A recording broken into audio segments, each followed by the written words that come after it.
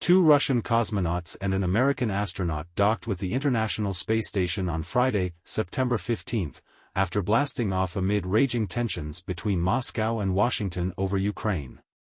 Earlier Friday, Roscosmos cosmonauts Oleg Kononenko and Nikolai Chub and NASA astronaut Loral O'Hara lifted off from the Baikonur cosmodrome in Kazakhstan aboard the Soyuz MS-24 spacecraft.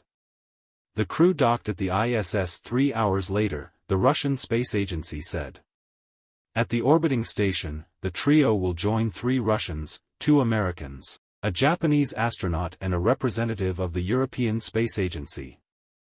The liftoff took place after Russia's first lunar mission in nearly 50 years failed last month.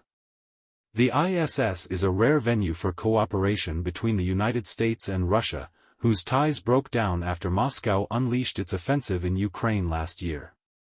Kononenko alluded to the tensions during a pre-flight press conference on Thursday, saying that, unlike on Earth, cosmonauts and astronauts took care of each other in space.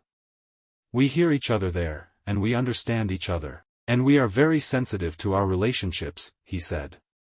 We always take care of each other. ISS legacy.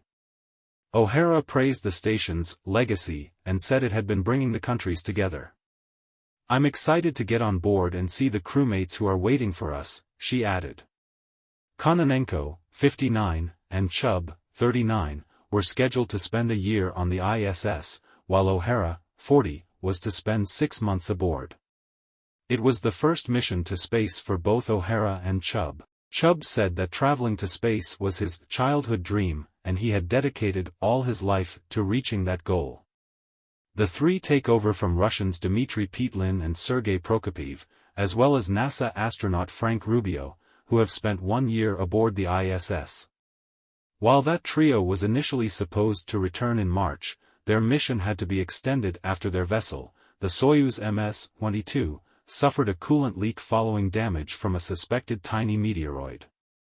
They will now return to Earth on the MS-23, according to Roscosmos. Russian President Vladimir Putin is looking to strengthen space cooperation with China as Western condemnation and sanctions over Moscow's offensive in Ukraine intensify.